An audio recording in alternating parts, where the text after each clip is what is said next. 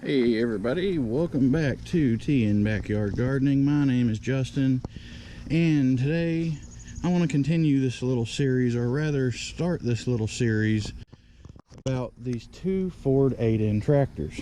Now,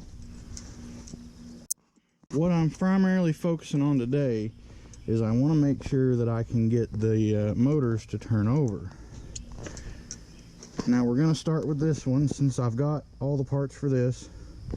My starter, solenoid, generator here, radiator, all that. What I'm actually going to do is probably replace this switch. I don't know what all this other stuff is right off, but my switch is not doing anything when I have a good battery on it. So we're going to start there. So I need to go get a switch. I also need to get some more poultry feed. So we're going to go to the Tractor Supply. Alright, so it's actually the next day now. I got over here and just got to work and honestly forgot all about recording, but got the chicken feed and I got some stuff for the tractor. I did get lucky. They had the F04 shop manual, which covers the 2N, the 9N, and the 8N. So I picked that up. It's $40, a little expensive, but it'll come in handy. Picked up a new switch, and then I actually wound up going back over there again and I bought a new starter solenoid. I've moved the tractors over to a shadier spot in the yard with the help of my brother and my four-wheeler over there, which in 4 low will actually pull these 1-ton tractors with no problem at all. I've taken my spark plugs out so I don't get any compression on the cylinders. I have verified that I could turn this by hand, and we've actually gone ahead and done up some wiring. So let me show you where we're at right now. I've been doing continuity tests all morning long on stuff. And we have a motor that turns and a starter switch that works. I think the next step, we'll get some plugs, some wires. I may get another fuel bowl to go under the tank, but I'm not terribly concerned about that right at this second. I will probably at the very least put the carburetor on and see if we can't actually get this thing to run for, you know, a few seconds or whatever. So I'll need to do that. I'm gonna have to check the oil. I'm gonna bolt this oil filter housing back on and then check that real quick. It does have oil in it. It doesn't look like there's a whole bunch of sediment in it. I'm gonna go take a shower and go into town, pick up some more stuff.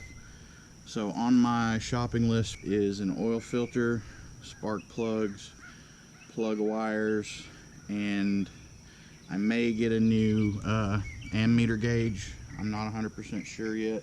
Maybe a carb rebuild kit. I don't know yet.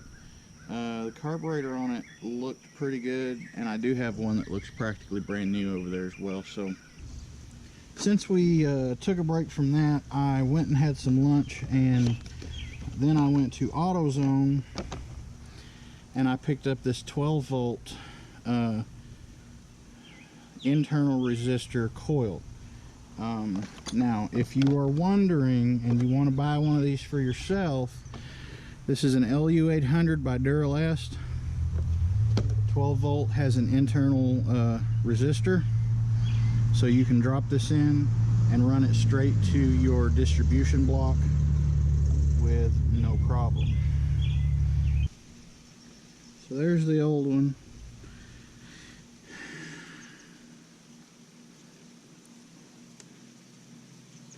And this has probably been on here since the beginning of the tractor. C.E. Niehoff and Company, Chicago, Illinois, made in USA. I mean, whose car parts are made in USA these days? Not mine. So I've tinkered around with that and got that back on. We need to hook this back up here. So it'll be the moment of truth here in just a minute. Make sure I've got a test light out. I think my brother might have put his back. Fortunately, I have one. There's the test probe.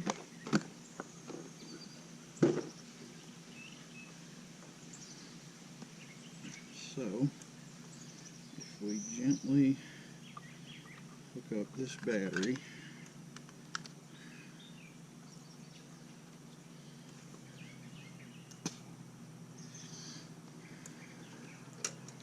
alright, key is on.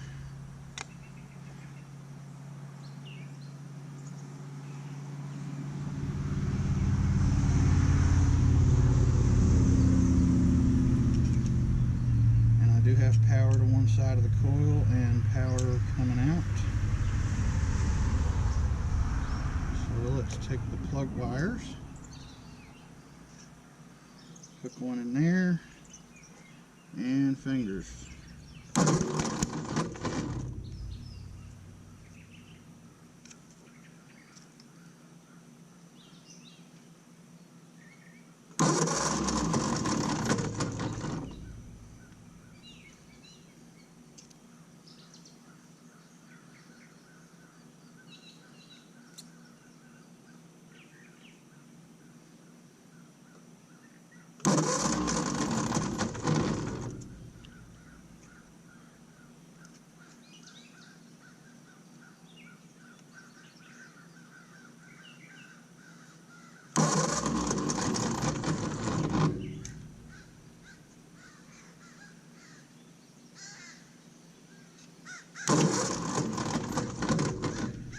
Okay, there's no power coming out of the, unless I just can't see the pulse, unless it's a really short pulse. The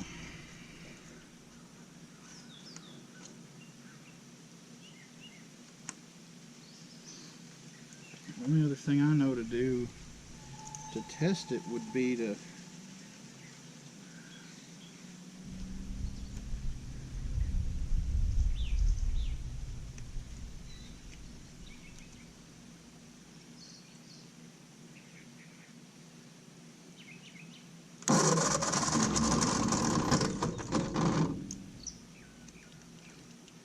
only other thing I know to do to test it would be to actually see if it'll spark anything. I mean, I could put a plug in one of those and ground the plug out.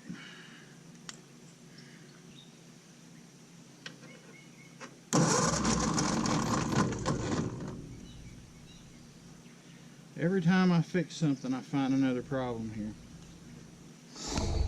So I wonder if the distributor's bad or if the cap's bad. I mean, the points look great.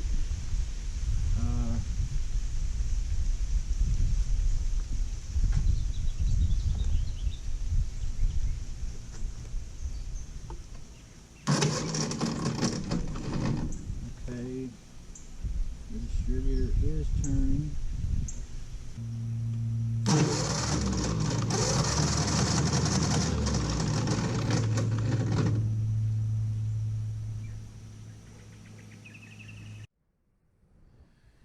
Okay guys, that's about all I can take of dealing with this right now. I'm going to do a little bit of research and see exactly what the problem is.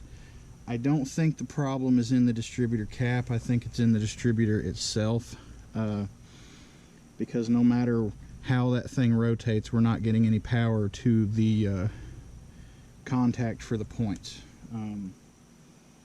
So yeah, I guess we'll just have to see. Either that or the I don't know. I'm gonna come out here later and figure it out. I'm gonna take a break. It is absolutely hot, way too much sun. I'm gonna give it about 2 or 3 hours, come back outside, but I'll start another video for that in the next one. So if you're liking this series, go ahead and hit the thumbs up button. I'm putting in a lot of work here on these in my limited amount of time. You know, I run a full-time business, so I'm kind of limited on the amount of time that I can come out here in the yard and do stuff, and I have a lot of stuff going on, you know. If I haven't already uploaded it yet, you'll see my garden video soon. But anyway, if you guys have any Ford 8N tractors that you've done some work with, chime in down below. And if you like what I do, hit the subscribe button. That way you'll keep up with what's going on here in my life. And as always, I appreciate you watching, sticking around to the end. My name is Justin, and I'll see you in the next video.